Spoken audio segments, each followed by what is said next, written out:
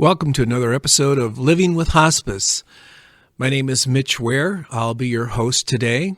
I've been involved with hospice for over 13 years, both as a family caregiver and a trained hospice volunteer. I just made a fresh pot of coffee in anticipation of your visit. So grab a cup and pull up a chair. Let's talk today about nonprofit versus for-profit hospice and why should I care or should I even care? As I mentioned in previous episodes, I am a hospice volunteer. Been doing that for quite a while. I'm not a doctor. I'm not a nurse. I'm not a social worker or a therapist. I'm not a chaplain. I'm not an accountant. However, I do have a lot of literally hands-on experience with several hospice organizations, and I just want to share some of that information with you through these podcasts. And I look forward to hearing from you. At the end of this podcast, we'll give you an email address that you can send your questions directly to us, and we will get to those. And who knows, might answer your question right here on a podcast. By the way, the whole gang is here today. Cosmo Kramer, our big dog, who is half Alaskan Husky and half Irish Wolfhound, or so we're told. Charlie, Mr. Mayor, the boss cat, he's running around here. Chloe just ran through, and she's jumped up on top of the cat condo, and we have a visitor today, Mia, who is my son's dog. She's just a pup, and we're dog sitting for my son for a few more days. We're up here in the cold, and he's down in the Caribbean, and we're dog sitting. Okay, so in our previous episode, we mentioned that there are nonprofit organizations and for-profit hospice organizations. In this episode, let's take a look at the difference between the two so you can make a more informed decision when you choose a hospice. As recently as, 35, 40 years ago, most hospice providers were pretty much nonprofit and operated as charitable concerns. Roughly 2 out of every 3 hospice are operated as for-profit, often by large national chains nowadays. There's a rapid expansion, as you may or may not know, of hospice, which I think is really a function of ever-evolving cultural attitudes about our end-of-life journey. A lot of people don't want to think about end-of-life journeys, but when they do, people are beginning to explore options. I may add, it's a good change in our cultural attitude about living and dying with dignity. Nobody should have to die alone. Nobody. Nobody should have to die in pain. Nobody. In America today, thanks to the thousands of hospice organizations, literally, last I saw, over 4,000 hospice organizations in the U.S. alone, everyone should be able to have a pain-free, comfortable end-of-life experience. More and more people that are in the winter of their lives are increasingly opting for palliative care. That means addressing their comfort in physical and emotional and spiritual needs. And it's important to do that in a setting of their choosing, a setting that they're comfortable in. Typically, that's in their own home. Sometimes it's in an assisted living facility or in a inpatient care facility.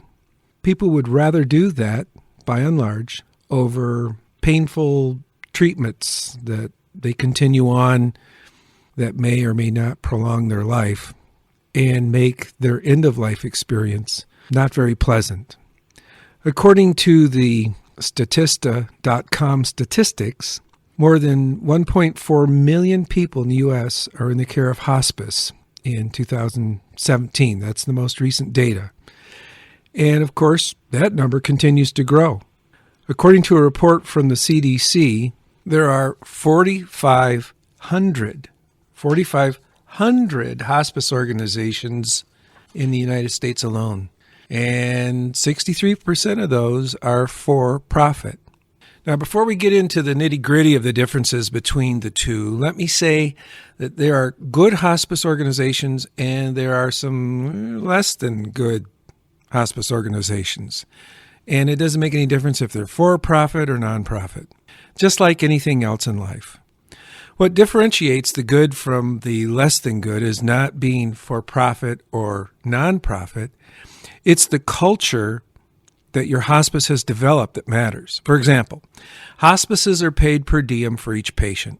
That means that they receive money, usually somewhere around, now this is an average of averages, about $150 a day per patient from Medicare or private insurance.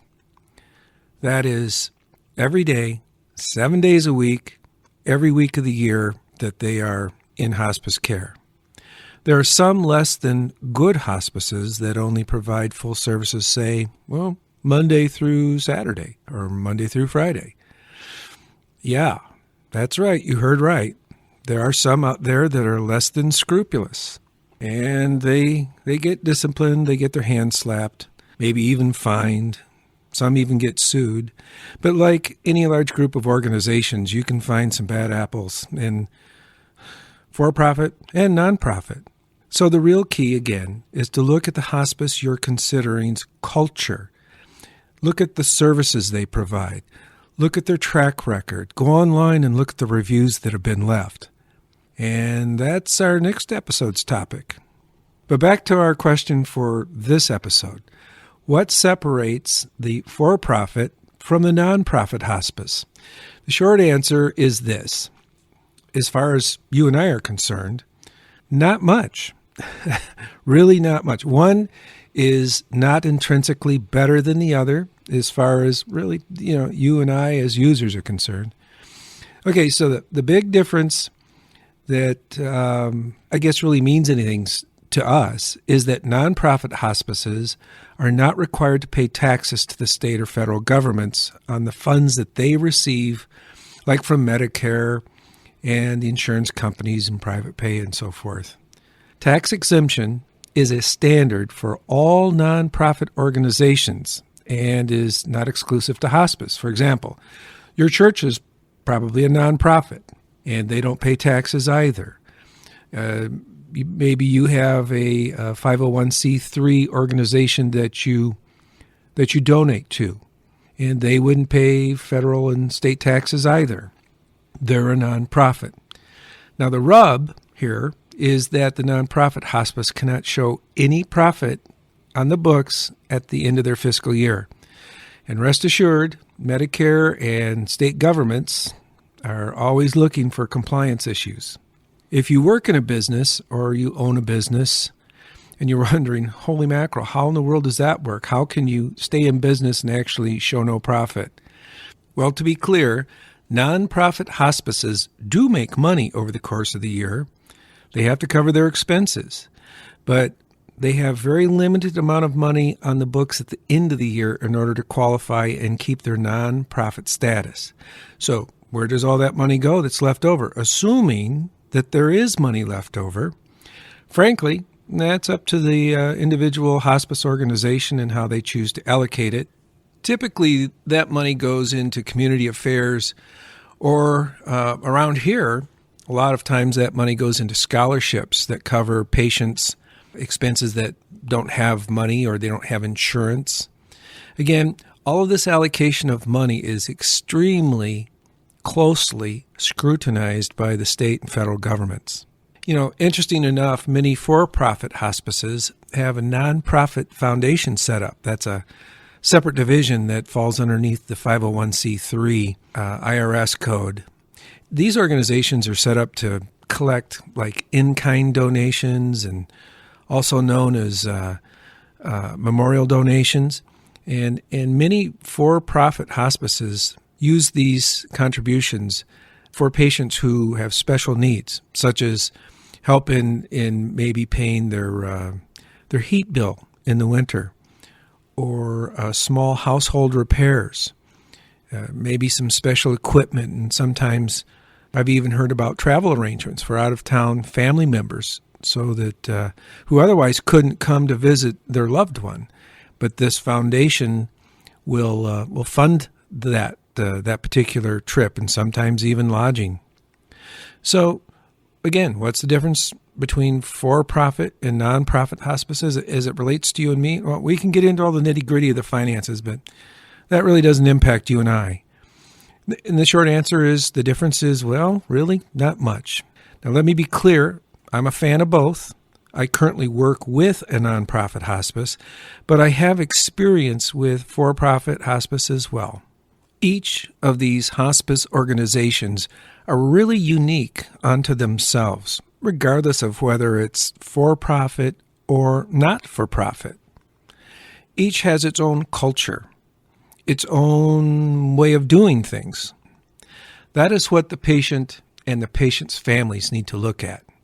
Services rendered and quality of care. That all kind of distills down to that particular hospice organization's culture. Take a look at the staff. Are they happy to be there? Do they enjoy their work? Are they great with people? In the late 1980s, the for-profit hospice organizations began to grab market share. They marketed themselves directly to doctors and medical organizations, stating that they could provide for their patients faster and basically better service to make those lives easier. As a result, the nonprofit hospice census went down. The for-profit hospice census began to grow. These for-profit hospices approached their marketing like any business would, with ads on the TV and radio and ads in the newspapers. Remember, this is the 80s when we still, most of us still got a newspaper. And of course, nowadays that's translated over into social media. The for-profit basically forced the nonprofits to be more competitive. And we see that today in services and in quality of care provided. It's an example of just competition forcing the marketplace or those in the marketplace to do a better job. The Center for Medicare and Medicaid, which is a federal agency, has ruled that all hospices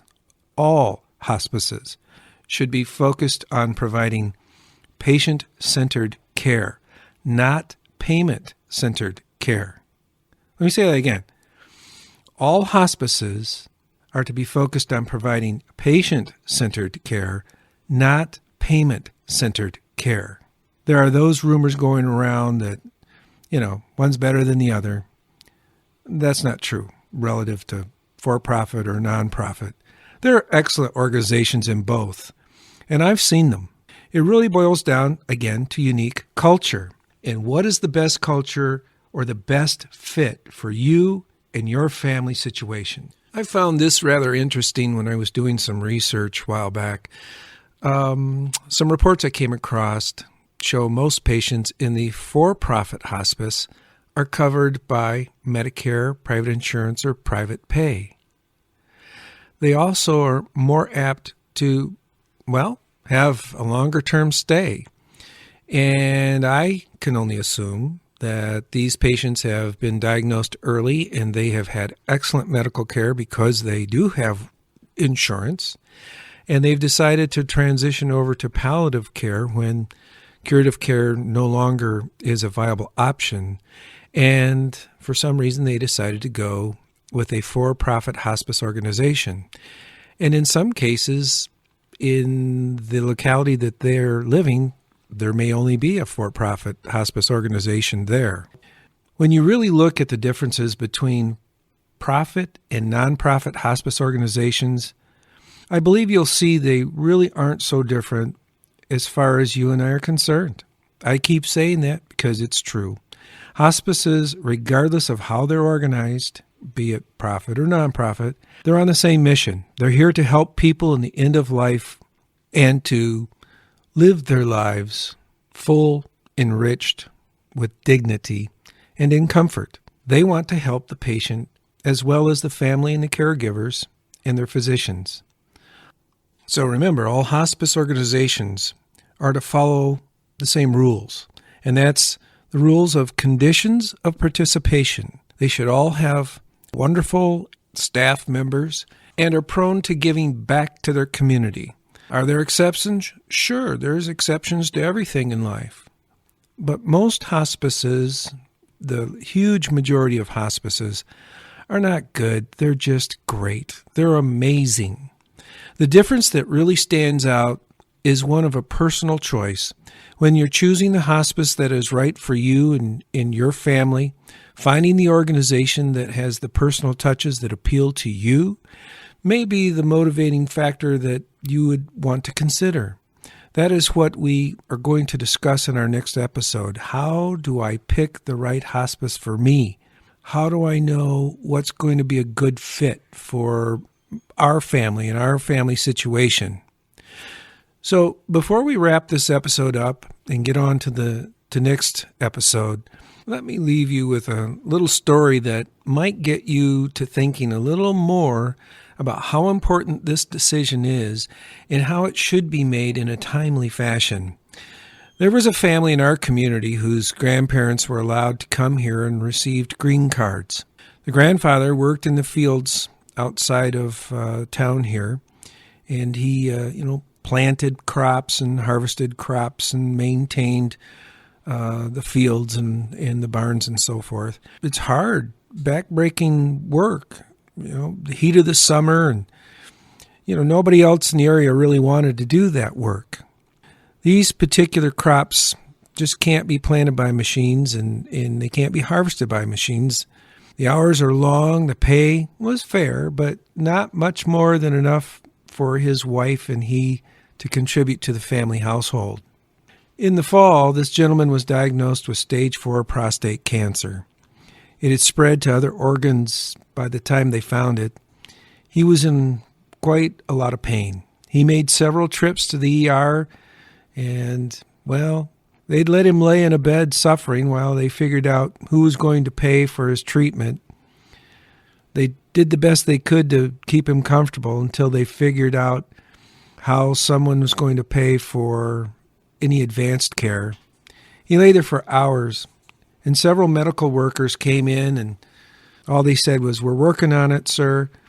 Is there anything else we can do for you in the meantime?" They offered him Motrin and such, but that wasn't really going to touch this man's pain. He was finally discharged. He had no insurance. He had a green card, but the red tape nightmare of even seeing if he was eventually even partially covered by anything, Medicare, Medicaid, private, whatever, was just a fool's errand. He died the next day in his son's truck as they drove out to the fields. Is this unique? Yep, but not unique enough. This man's only hope for a better end of life experience was for someone to share with him or his family about hospice. But he fell through the cracks at every turn.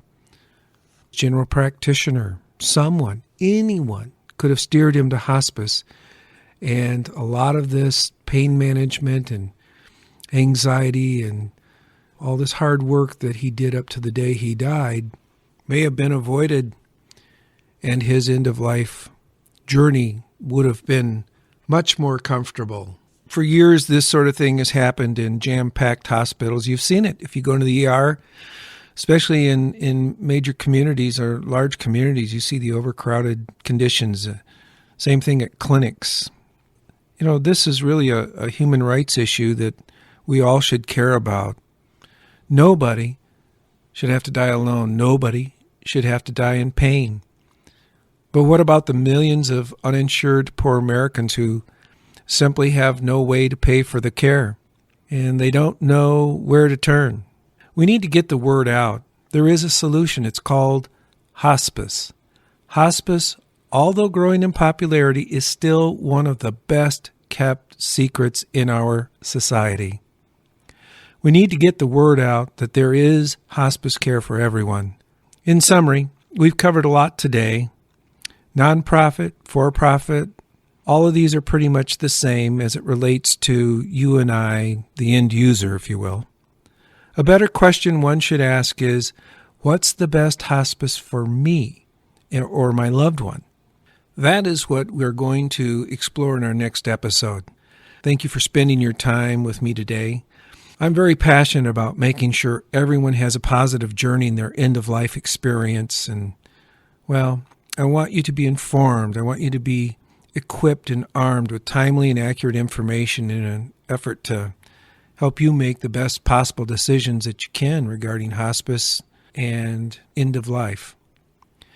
As always, if you have any questions about hospice or hospice-related situations, drop us a note.